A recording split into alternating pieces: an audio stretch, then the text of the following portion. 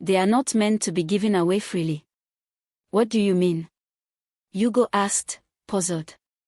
The witch doctor laughed and replied, you can spend the money on yourself, but you cannot be a philanthropist or benevolent to others. If you give anyone money without receiving something in return, you know the consequences. It was at this moment that Yugo fully understood the implications of his pact.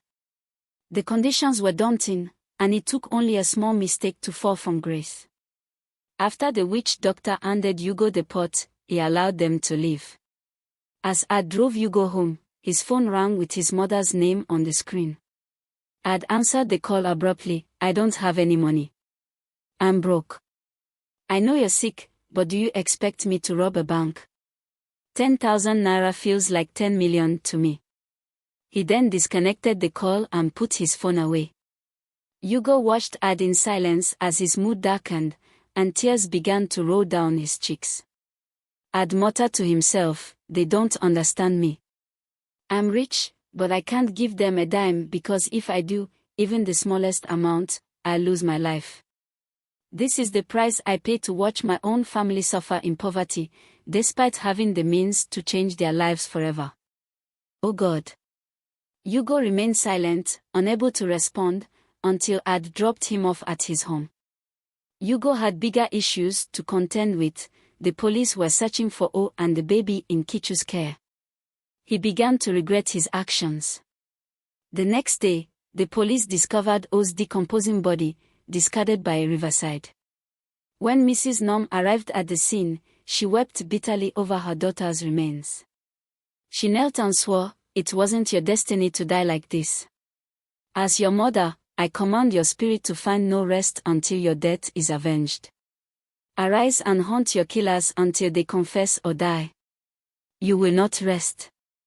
After Mrs. Nom left, the police took O's body away. It was then that Kichu began experiencing intense nightmares. In her dreams, O would appear, urging her to tell Mrs. Nom the truth and return her grandchild, or face dire consequences. Return my child to my mother or I will strike you dead. Unable to endure the nightmares any longer, Kichu decided to act on O's demands. She called Mrs. Nom using the contact number from the television program she had seen and arranged a meeting. Unbeknownst to her, Yugo was eavesdropping on the call. As Kichu prepared to leave with the baby in the carrier, Yugo stopped her.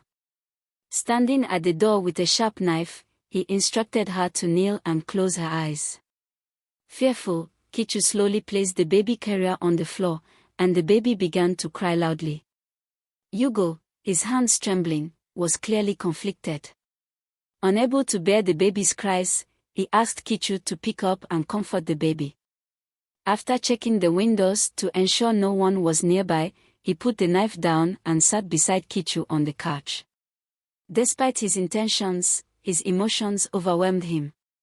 Tears streamed down his face as he confessed, I'm sorry, Kichu.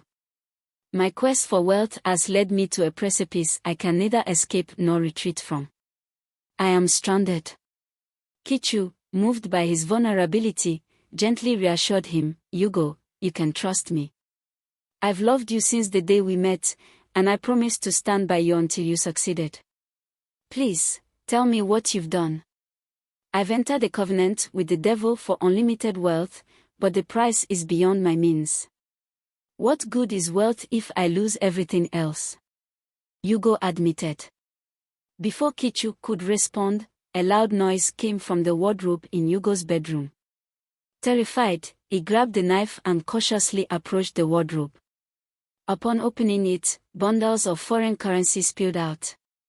Overwhelmed with excitement, Yugo quickly began gathering the money, his eyes wide with greed. He abruptly closed the door to the living room, realizing he had left Kichu behind. Determined, Yugo retrieved the knife once more, resolved to complete his grim task. Meanwhile, Ad faced his own crisis. A woman he had been with months ago was in labor and needed urgent help. When he received a late-night call from the hospital, informing him that his former partner was in critical condition, he rushed to the hospital, only to learn that she had given birth to a baby boy. The baby's cry filled the ward, and the shock caused Ad to collapse and die on the spot. Kichu, carrying the newborn baby, fled to the nearest bus stop. She attempted to call Mrs. Nom but had left her phone behind in her haste. Yugo, realizing Kichu had escaped, drove around searching for her. When he saw Kichu and the baby at the bus stop, he followed as the bus departed. Kichu told the bus driver she was in danger and pleaded to be taken to the nearest police station. As the bus reached the station, Yugo followed closely, desperate to retrieve the baby and silence Kichu. As the bus rolled to a stop in front of the police station, Yugo's heart sank. He had been on edge since the moment he realized that Kichi might have learned more about O's disappearance than he intended. Seeing the police station triggered his fear of being caught, and without a second thought, he sped off, his mind racing with panic and regret. Meanwhile, Kichi, stepping cautiously off the bus, hesitated for a moment, her heart pounding in her chest. The police station loomed large in her mind as a place of fear and consequence. Yugo had drilled into her the danger of getting involved with the authorities, especially after what she had discovered. He had warned her repeatedly that if the police ever found out she knew anything about O's disappearance, her life would be in jeopardy. With that thought haunting her, Kichi crossed the street and entered a small store across from the police station, her hands trembling slightly. Inside the store, Kichi borrowed a phone, her fingers fumbling as she dialed Mrs. Nom's number. The events of the past few weeks had shaken her to the core, but she knew she had to do the right thing. "Good day, Ma," Kichi began, her voice steady despite the turmoil inside her. "We met last week. I know what happened to your daughter. She delivered safely, and your grandson is with me. I will send you a location so we can meet, but please, do not involve the police." On the other end of the line, Mrs. Nom froze, her heart skipping a beat. The shock of hearing this unexpected news was quickly replaced by a surge of hope and happiness. For weeks, she had been living in despair, not knowing what had happened to her daughter. But now, with this phone call, a glimmer of hope emerged.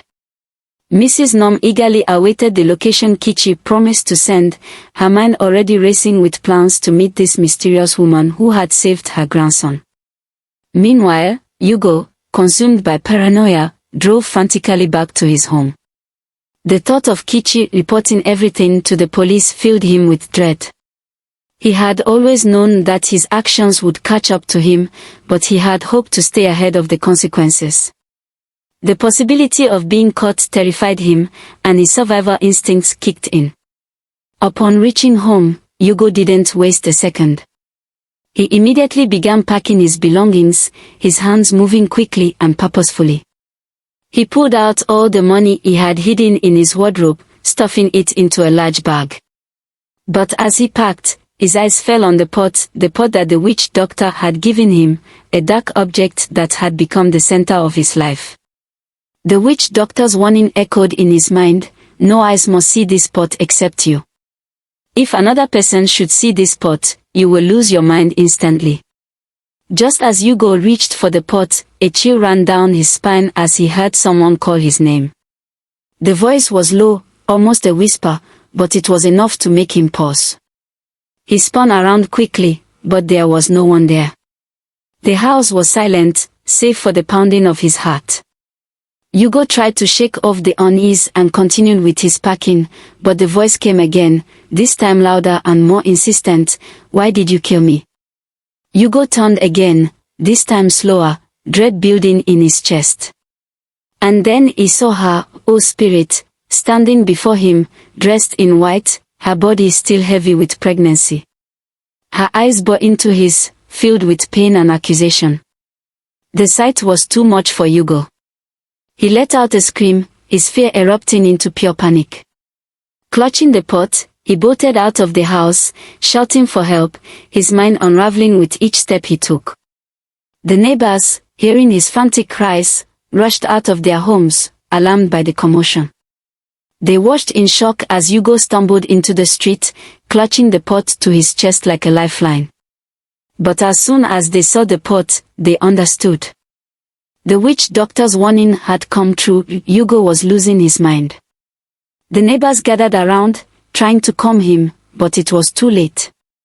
Yugo's senses had completely unraveled. He threw the pot to the ground in a desperate attempt to rid himself of the curse, but the damage was already done. His neighbors, realizing that something was terribly wrong, quickly restrained him as he began to tear off his clothes, trying to escape from the torment in his mind. They tied him up, holding him down as he struggled, and carried him to a psychiatric hospital, knowing that the man they once knew was now lost to madness. Meanwhile, Kichi sat nervously at a small eatery, her eyes constantly darting to the door, waiting for Mrs. Nom to arrive. The weight of the secret she had been carrying pressed down on her, and the fear of what might happen next kept her on edge. When Mrs. Nom finally entered the eatery, her eyes scanned the room frantically until they locked onto Kichi, who was holding the baby tightly in her arms. Mrs. Nom rushed over, her face a mixture of relief and sorrow. "Are you Kichi, the one who called me?" Mrs. Nom asked, her voice trembling with emotion. "Yes, I am," Kichi replied, her voice soft but clear. "Please forgive me for lying to you before. I was so scared for my life and for my boyfriend's. But yes, this is your grandson, your daughter's child." Mrs. Nom's hands shook as she reached out to take the baby, tears streaming down her face. "Thank you," she whispered, her voice choked with emotion. "Thank you for saving him, even though my daughter didn't make it. I may have lost my all, but I'm so grateful that she left me this precious gift. May her gentle soul rest in peace." Kichi nodded, her own eyes misting with tears. "She told me how her father abandoned her because she gave birth out of wedlock, and how her mother died giving birth to her. That's why I didn't ask about her family. I was just trying to protect myself and her child," Kichi explained, her voice filled with regret and sadness. Mrs. Nom gently reassured Kichi, promising that she wouldn't tell the police what truly happened. She understood the fear that had driven Kichi's actions, and she didn't want to cause any more pain. But as they talked, both women were distracted by a sudden commotion outside. They turned to see a man dancing wildly in the street, his clothes disheveled, his movements erratic. Kichi squinted, trying to make out his face, and then her heart dropped. It was Yugo, her boyfriend, who had just escaped from the psychiatric hospital. His madness had fully taken over, and he was now lost in his own tormented world. Kichi watched him, a deep sadness settling over her. She whispered to herself, "What does it profit a man to gain the whole world and lose his soul?" She knew then that Yugo's fate was sealed, and there was nothing she could do to save him. This story serves as a stark reminder that the pursuit of quick success and wealth often leads to ruin. Yugo's story is a tragic example of how greed and the desire to control one's destiny can result in devastating consequences. The moral lesson here is clear: slow and steady progress, grounded in integrity and patience, is far better than rushing ahead at the expense of one's soul.